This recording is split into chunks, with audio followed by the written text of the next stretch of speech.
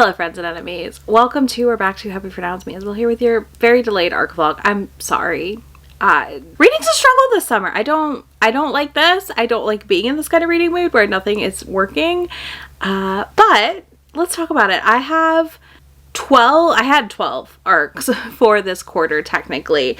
I had already DNF'd 2 of them that we're not going to talk about. There's a whole dedicated video to them. But I had 4 July releases. I've read 3 of them, so like that feels good. So I had 4 July releases, which were Behind Frenemy Lines, which I got after I started this project, The Enchanted Greenhouse, Witch's Guide to Magical Innkeeping, and Beautiful Things. So those 3 have been read. And then for August, we also have 4 titles, which are ZomRomCom, If Not For My Baby, Rivals to Lovers, and Pucking Strong. And then last but not least for September, I have 2 ARCs, and that feels so good. I have Wild Reverence by Rebecca Ross, my first thing I've ever read by her, and Spellcaster by Jamin Eve, who I marathoned a series from earlier this year. So this is your FYI. I read all of my July releases, besides Behind Frenemy Lines, for this video. I started ZomRomCom. I'm about halfway through it, and I'm loving it, but I just need the ability to not have a commitment looming. So I couldn't finish it in time. Either way, you can dive right in here. I will have timestamps down below for each book if you want to jump around. And then I will meet you here in a bit after the try a chapter portion, where I try a chapter of every single book I have unread for this quarter of ARCs. So that felt good. There's a little Grumps cameo in the Beautiful Things segment, so enjoy that as well. You'll hear him in the background talking about the book I'm reading. And it was very cute, so enjoy that. Hello. So I started The Enchanted Greenhouse. We're going to get a soda from the garage fridge, but started that. And I need to update you because I'm 25. Yeah, I'm like 25% in now already.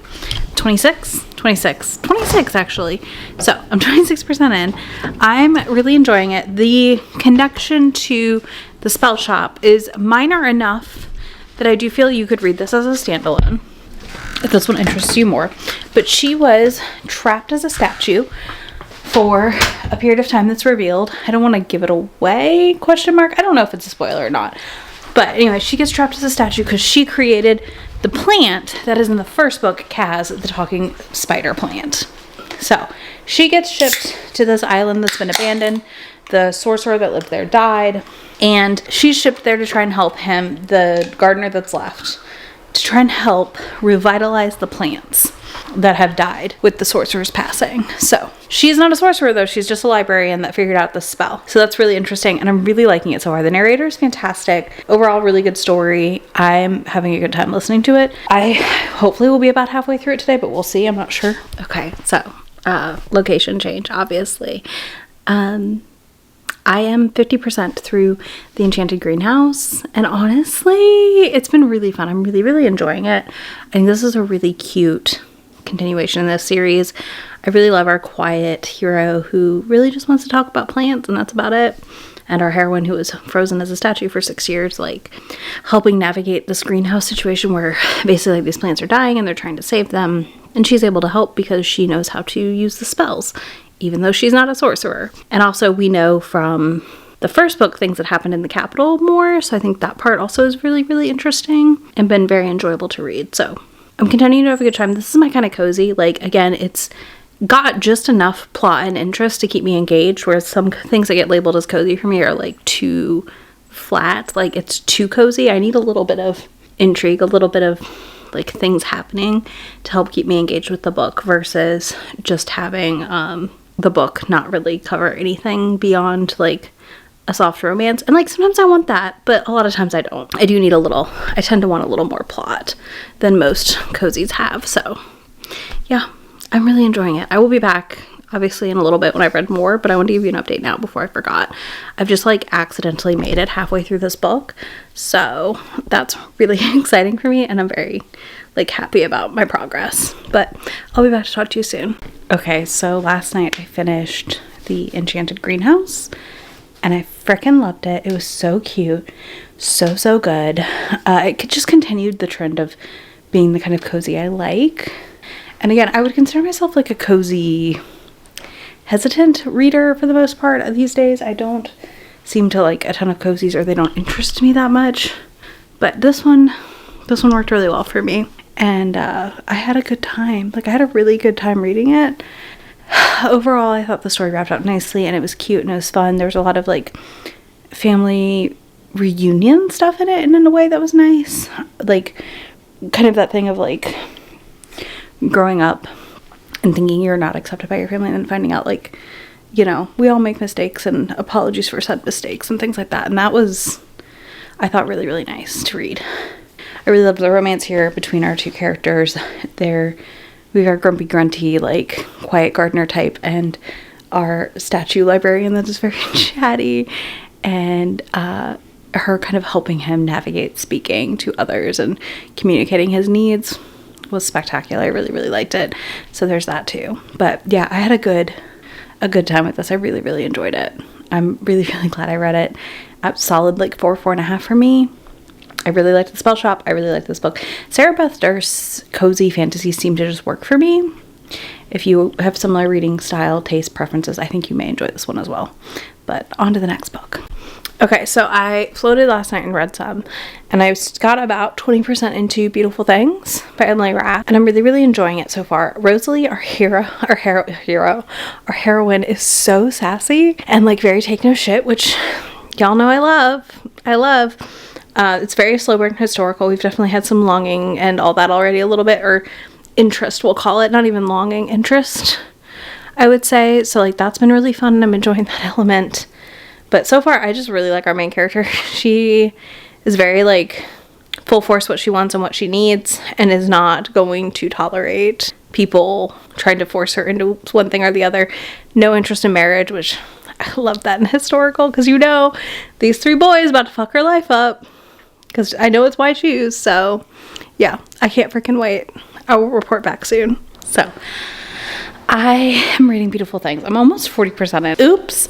I didn't realize how far in I was, and then I did, and I was like, oh no. So this is definitely a slow burn historical romance. I'm really enjoying it though. I think it's really, really fun. I think it's really enjoyable, and I really like our main character, Rosalie. She's definitely our not typical historical romance heroine. She just drops napkins all over the place. She wasn't the one dropping napkins. Grumps read a page in which a character was dropping napkins, and he was scandalized. So risque. It was very risque. And he is not getting edited out if the mic picked that up. I was going to tell them about you reading my book. But yeah, so I was reading it in the pool a lot and just did not realize I hit 40% almost. But yeah, she is kind of undercover and seeing how all the different prospects are for the Duke and reporting back to the Duchess about it. And it's been very funny because she like has no goals of getting married. And of course our 3 second sons are all interested in her, and that is not the ideal for them or her, because again, she has no interest in getting married. And yeah, there was a scene where they're at like a meal, and one of the prospects for the Duke is like dropping her napkin, making the lieutenant from the Navy pick it up. And I had my Kindle open, and Grumps was like, wow, they're dropping napkins. That is so risky. And I was like, yeah, it's a historical romance. This is not what I read a lot. So you don't read a lot of this over my shoulder. I just set my Kindle down, open and on, because there was nothing of like salaciousness. But he got a kick out of it, and he then threatened later to tell me that he was going to go drop some napkins to get attention, and I said, go for it. I will not be picking up your napkins. Okay, we've had a mid-vlog hair pivot. I'm 46% in to Beautiful Things now, and I'm really, really liking it. So far, our hair, it's very slow burn, but I've really enjoyed the tension. Like, there's a really good tension with the slow burn, so I can tolerate a slow burn in this way. And Emily Henry writes, she has ADHD, and I feel like she writes for the ADHD brain, because none of her chapters are super long, so I just feel like I'm flying through them. So that's really, really helpful too. So that's where we're at right now. I'm going to keep reading it. I should finish it off hopefully this afternoon. I think it only said I have like 3 hours left maybe. And honestly, I have no plans but to read today for the most part. So fingers freaking crossed I can knock this book out. I really want to be done with it at the end of the day. So I'm going to try. Anyways, hair change, which you probably have already seen in another video, but that's fine. We have bangs now. Again. We're figuring it out. They're not perfect right now. They will be, but it's fine. Anyways, I'll be back to talk to y'all in just a bit. Anyways, the big thing right now that happened is she walked in on the Duke boning a maid, and the brother, the second son, caught her and after this, and that's been really interesting. And then the Duke is like, he's like, James, the Lord, is like, listen, you just gotta pick somebody. So he pulls a name out of a hat, and he picks none other than Rosalie, which pisses James off because that is not who he's supposed to end up with, and him and his friends all have crushes on her and all this stuff happening. So I'm really liking that tension there, and I'm curious to see how this plays out. We just had a writing injury situation happen also, so I am assuming caretaking is in my future, and I'm hopeful for it. That I am like 80% through Beautiful Things, and I don't want to spoil it. This book is so fun. Oh my god, it's so slow burn, but I am having a blast. I love the tension. I like the plot we have happening with like the messy Duke and all the second sons. Like, this is a fun setup. I enjoy. I'm really curious to see how book one's going to end, because I think it's at least a duology for this couple, if not a trilogy. I'm not positive. I haven't, to be honest with you, looked that far into it, because I'm assuming, I don't know, I guess maybe she only ends up with 2 of them and not all 3 of them, but I thought she was going to end up with all 3 of them, of the second son. So yeah, I'm going to keep going, but I fell asleep last night reading it, and I was like, oh no, I really want to finish this, but I also was like, I've got to sleep. So slept took hold of me, and I had such a good time. I had such a good time so far. But yeah, I will be finishing that up as well today, and then we just have 2 or 3 more books left. I'm gonna go get ready for the day and keep working on these books. Editing me, obviously. I never outroed Beautiful Things, so I did finish the book. I freaking loved it. It's a solid 4.5 for me, and y'all know I have not been in a historical mood lately. I will be continuing the series at some point. It'll probably end up in the Dice of Destiny, let's be honest.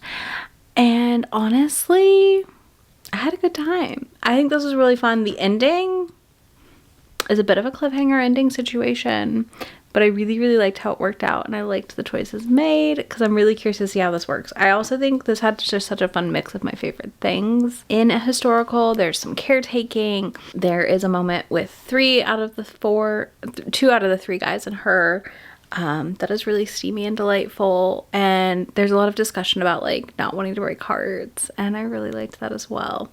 I just truly had a good time. Emily Rath's writing just also truly works for me at the end of the day, and that helps immensely in my enjoyment for something like this. Like, it was kind of the perfect book for while I was traveling, because it's a slow burn and it kept me engaged, but I wasn't like, I can't put this down and I need to sleep, you know? So that was a fantastic thing for me. But yeah, I really enjoyed it, and I highly recommend it if you've been curious about it and you like a Why Choose Historical, but are open to it being a slow burn and multi-part series. Do keep that in mind. But yeah, I had a good time. And on to the next book. Okay, I owe you updates.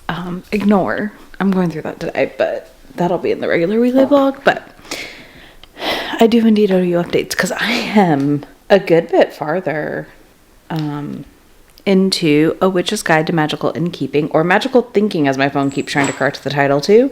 I have like 3.5 or less hours left on audio for this one, and I'm really liking it. So we've learned more about her exile, and that there's been this other witch who wanted to help her, and she's basically sent this guy that she kind of knew when she first was at the like witch school thing.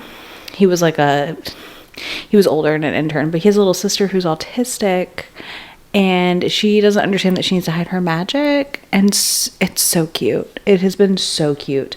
I'm really, really excited to knock that out this morning, like excessively excited to finish this book. So yeah, I continue to really like this. Our cursed witch who turned into a fox, and her nephew, our heroine's nephew, got into trouble because I went to try to steal a book to help give back her magic, which was also funny, but the spell is in a language she doesn't speak. So I have a feeling our friend who just showed up with his sister is gonna help. I just have a feeling. I don't know, just a little gut feeling that's what's about to happen, and I love it. I'm obsessed.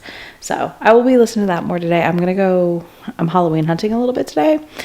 Very, very, very tiny list with how much they've exploded Halloween stuff. I'm being very extra picky, we'll call it, on anything I get. So I'm particularly on the hunt for a big blanket to put on my Papa's lawn chair. So we'll see what I find. But yeah, I'm loving this and I cannot wait to listen to more. And I will talk to you about it a little bit later today, probably when I finish it, to be honest with you. So don't be surprised.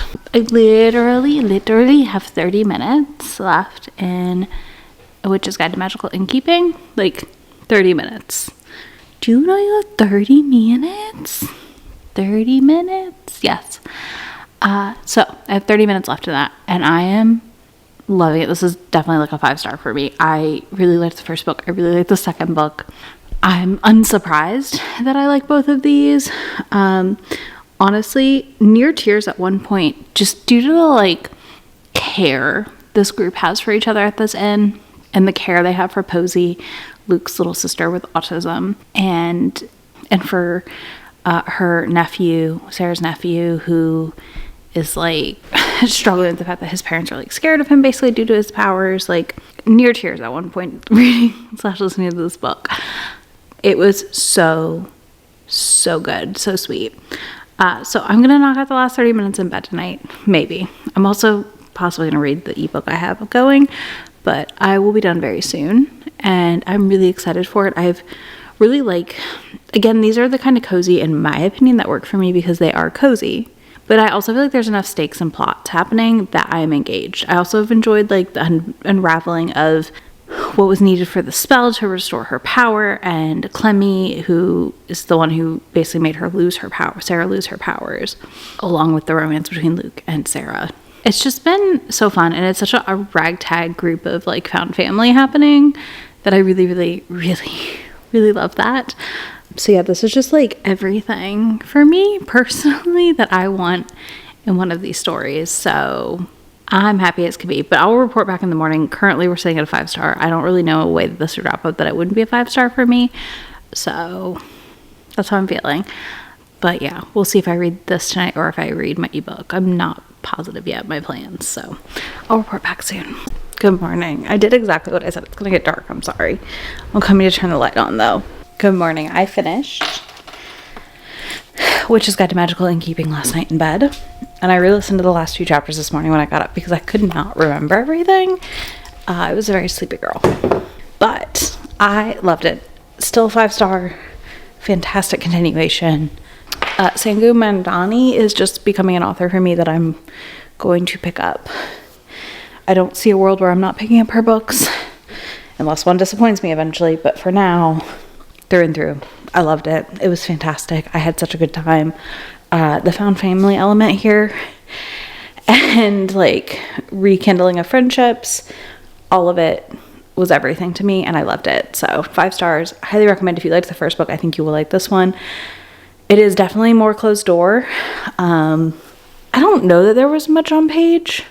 There was like one discussion later in the book about like him being hard. But I don't think they boned on page in any capacity.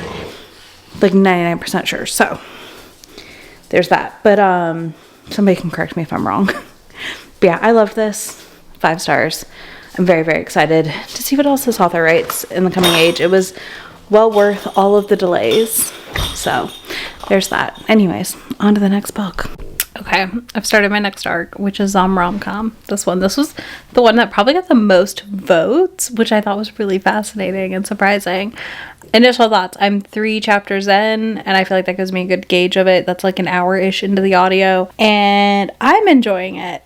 Listen, I think if you are someone who has enjoyed other Olivia Dade books and it likes a paranormal situation, this could work for you. This is a paranormal world. We have not gotten a ton of world building or anything like that so far. Basically just like she lives in this town with this guy that she would call Euro Chad as her neighbor. Turns out Euro Chad was putting on a show of sorts about who he was and who he is because he's actually a vampire. There's fairies in this world. The zombies were made to like take care of werewolves or something.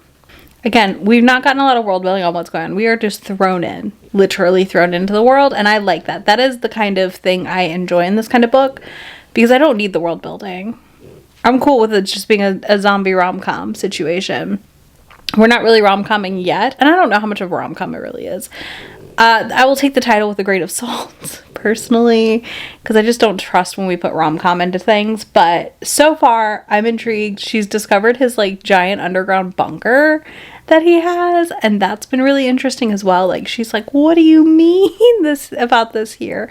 So I've enjoyed that element a lot. But yeah, I am having fun and intrigued at the very least so far. I think it'll be interesting and fun. Like I said, I'm barely in, so I don't have big thoughts, but I do like our characters so far. They're very silly. I feel relatable to the statements being made because, like, yeah, I also would be like, what do you mean? Like, this whole time you've had this giant underground bunker and I didn't know you built. So yeah, I'm enjoying it a good bit. And I'm very excited to continue. So I will finish this up and let you know my thoughts when we get there very soon. Okay, so here's your ZomRomCom update. I am 40% in. I'm enjoying it. But the brain gremlins have entered my brain.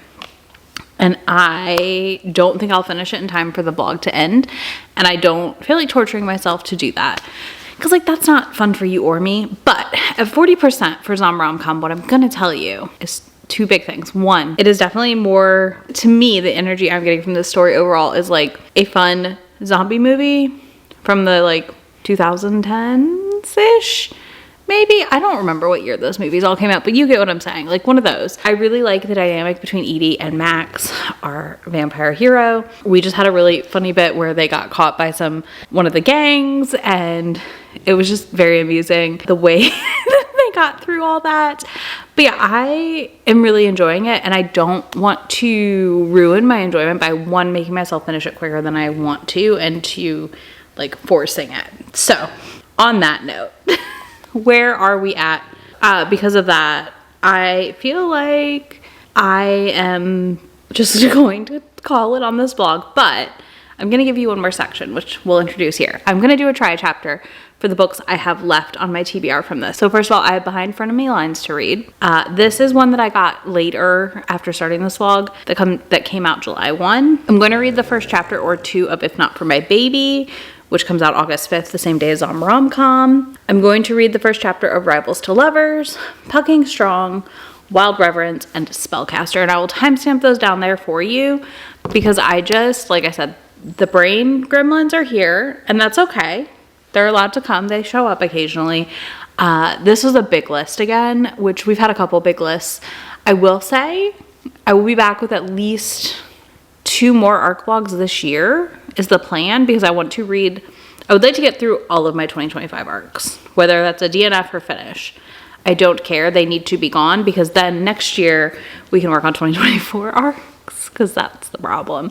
I only have two 2026 ARCs right now, so that feels really good. And that's also why I'm not too stressed about that video, because my true goal in the new year is to keep ARC vlogs to 4 to 6 titles. That seems to be my sweet spot. And Millie's looking at her foot. So yeah, that's where we're at. Anyways, I'm going to go listen to the first chapter of Behind Front of Me lines, and I will come back and talk to you about that. And then we'll just work our way down the list. I will tell you all about ZomRomCom as I finish it in the weekly vlog. So there's that as well. Anyways, I'll talk to y'all soon. Okay, so I finished the prologue and chapter 1 of Behind Front of Me lines, and I'm intrigued. Basically, it starts in the prologue with them having met briefly on her way, like 2 years into law school, to interview for a internship thing.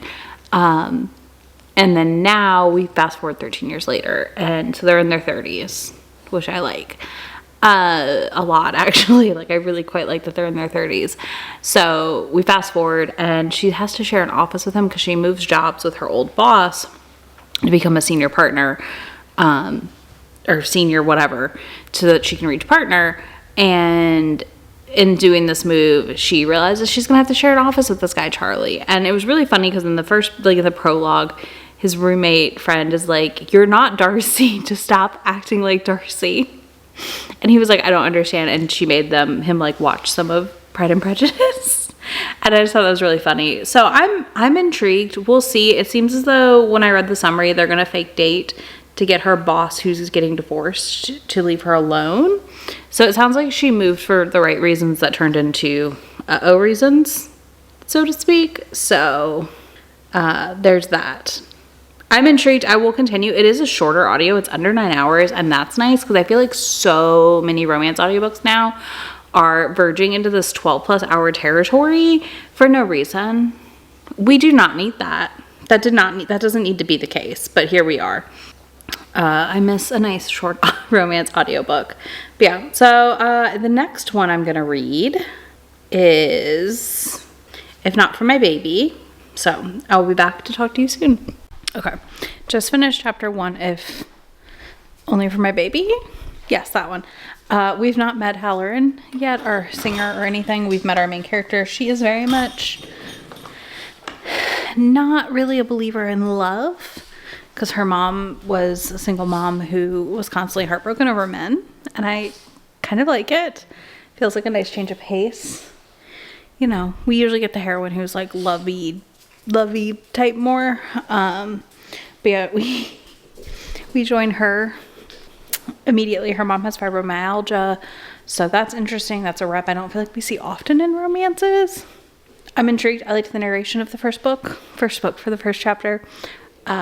We'll be continuing this one and reading it for sure. I just have to get out of the weird mood I'm in now. Okay, so I read the first chapter of Rivals to Lovers.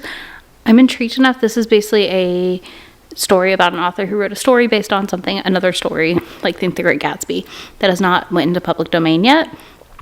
And the agent loves it, but the issue is a public domain situation. So I'm intrigued. I will be continuing it. It seems like a fun, quick read. It could go either way for me. It could feel too lit-fic romance for me, and it could also be the perfect blend. Not really sure. Next, I read the first chapter of Pucking Strong.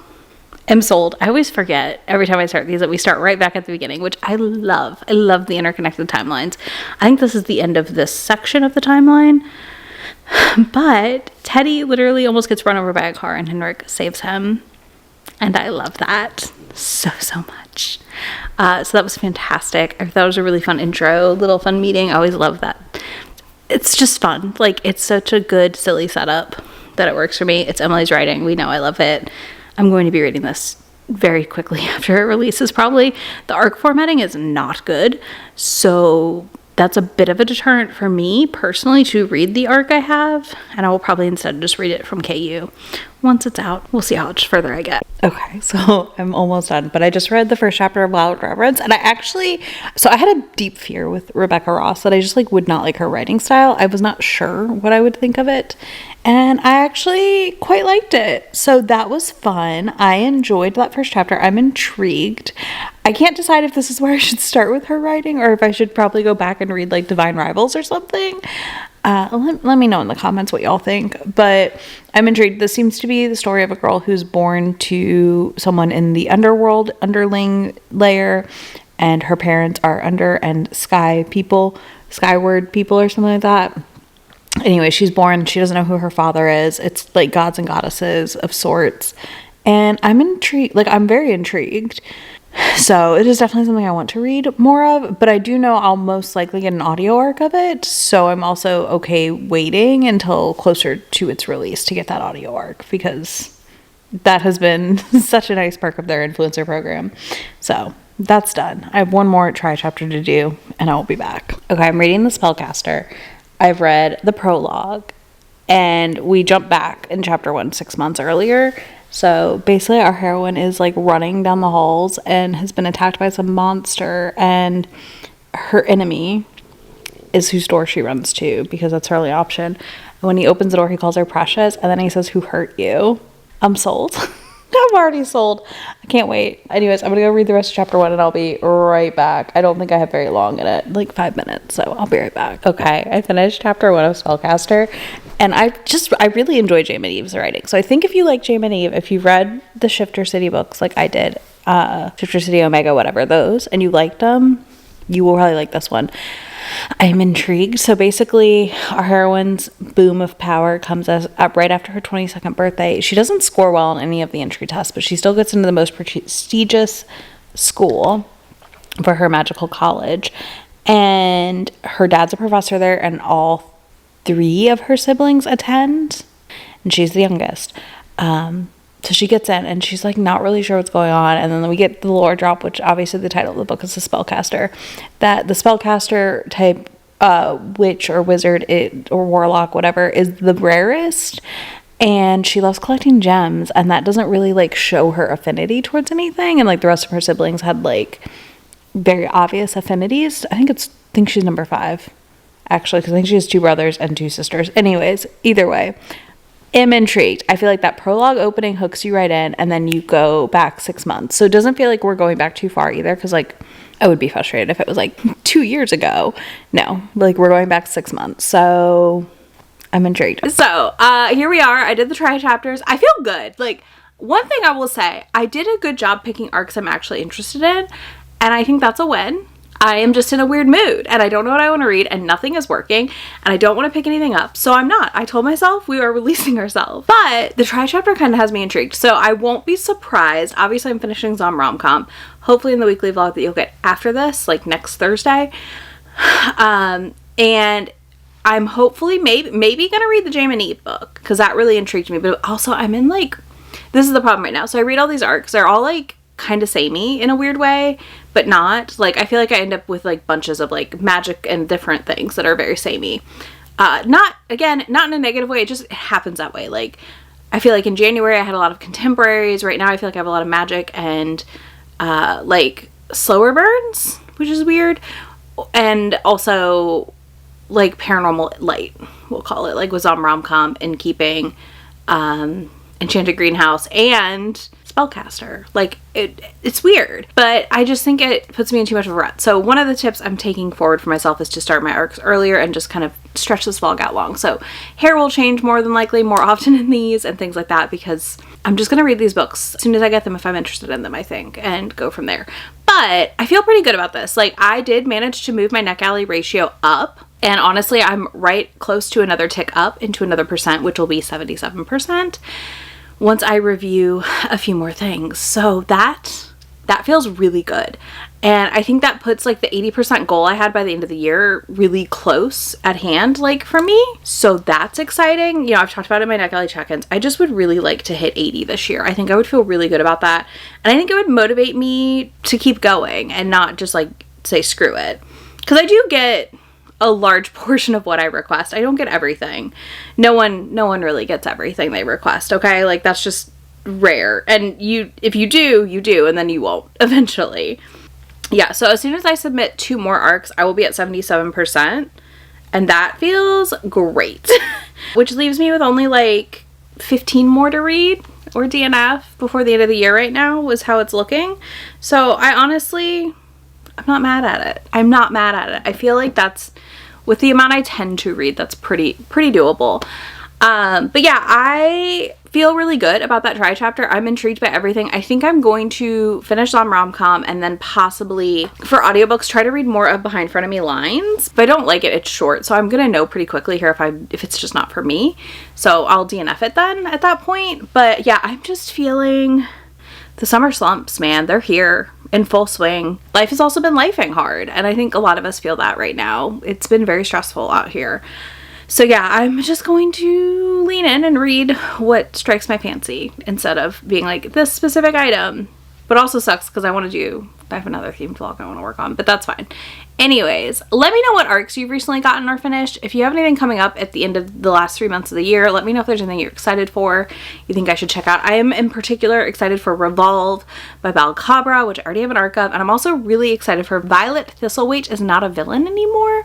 I got an arc of this one and I'm very intrigued. So yeah, let me know if you have any of those in the comments that you're like pumped for the last half of the year. I'm kind of just vibing with finding books randomly right now, so that's what we're gonna be doing. Either way, you let me know that down below. If you don't do any of that, leave me like a sun summary emoji because my god, it is hot and miserable here. Yes, I'm in a lightweight sweatshirt because it is chilly inside and overheating outside, so it's just the best and the worst of things. So yeah, you can leave me that emoji down there. I'll have links to all these books for you down there, links to my friend anywhere on the internet that I am, and I will talk to y'all in just a few days in my next video. Bye! About to leave, already packing, come with me, I'm not really asking, we'll get away to a place where we don't know.